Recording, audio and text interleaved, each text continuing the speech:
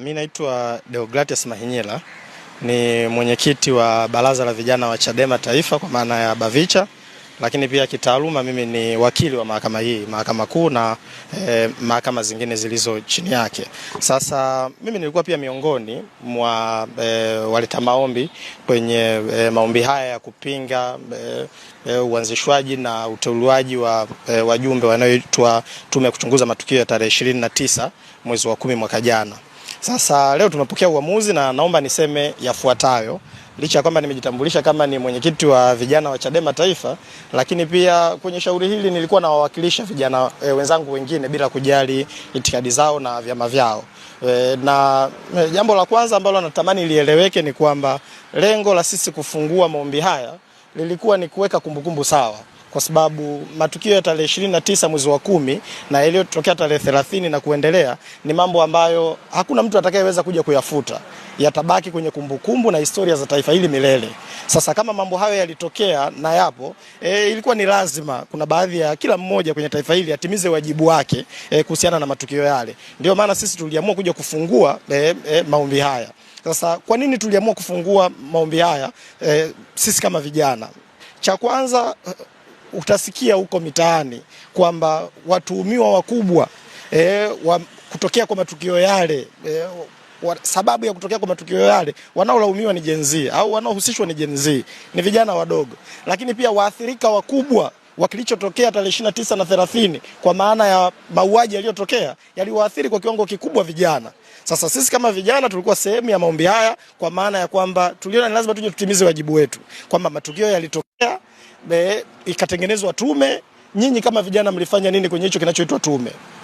Na miongoni mwa sababu za msingi kuhusiana na tume hiyo tumesema kwamba ukiangalia wajumbe wote 9 wa tume ile wote ni wazee wenye si chini ya miaka 60.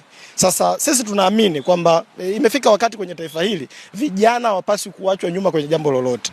Kama matukio yale wanahusishwa vijana na vijana ndio waathirika wakubwa, hakuna namna unaweza ukawaondoa vijana kama sehemu ya watu ambao walipaswa kuwepo kwenye sehemu ya tume ile, ili na wenyewe wawe washiriki moja kwa moja kwenye chochote kinachohusu tume ile. Ukiachana na kwamba madai yetu si makubwa yalikuwa ni kwamba hakuna namna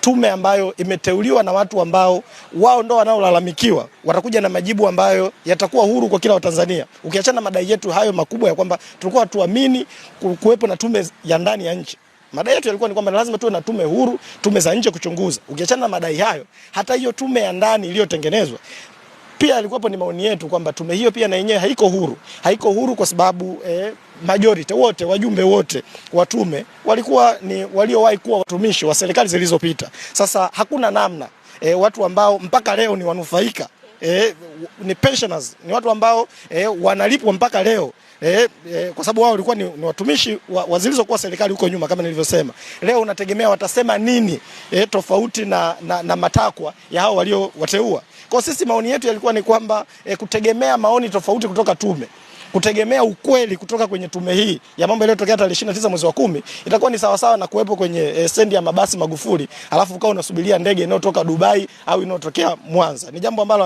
haliwezi kutokea. Na hii tunaipa challenge tume. Na nimesikia leo uamuzi wa mahakama unasema kwamba miongoni mwa mambo ameyasema hasa kuhusu vijana.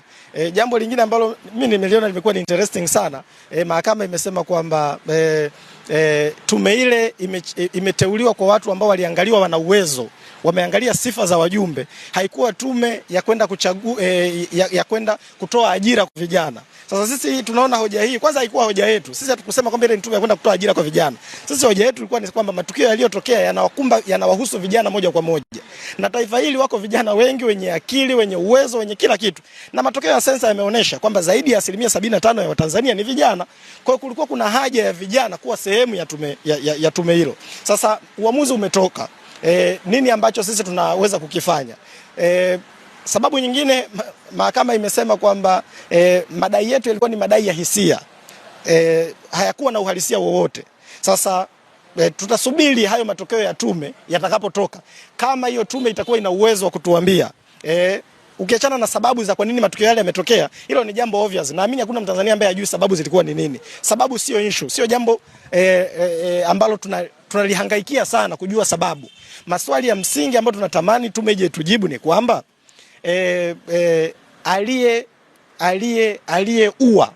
aliyepiga risasi vijana wa taifa hili ni nani? Ni nani aliyemtuma kuwapiga risasi vijana wa taifa hili? Na je, huyo mtu ametumwa na nani na amechukuliwa hatua gani? Sasa kama tume inataka kutuprove wrong, basi ije na majibu ya maswala hayo. Sisi binafsi kwa niaba ya vijana wa makundi yote kwenye taifa hili tunamshukuru Mungu kwa ajili ya hichi kilichosemwa na mahakama. Tunaamini kesho na kesho kutwa haya yote yaliyotokea yatabaki kwenye kumbukumbu za taifa hili, na tupo vijana ambao na wenzangu tutakuja kutambulika kama ni watu ambao kwa kweli tulivyoiona namna tume ilivyochaguliwa na kazi ambayo ilitakiwa kwenda kufanyika na tume hii. Sisi binafsi tuliamini kwamba hakuna chochote cha maana tutakitegemea kutoka kwenye tume hiyo, na kumbukumbu zitakuja kututambua kesho na kesho kutwa. Na kama kweli tume itakuja kufanya kazi ambayo sisi tunaamini ilipaswa kuifanya, sisi pia ni watu waungwana, tutakuwa wa kwanza kuja hadharani kuiomba radhi tume kwamba tuliamini mtaweza kufanya kazi hii na kwa kweli mmeifanya. Kwa sisi tunasubiri kusikia tume inasema nini, ukiachana na maamuzi ambayo na instruction ambazo tumeshawapa mawakili wetu, lakini bado tunasubiri majibu ya tume.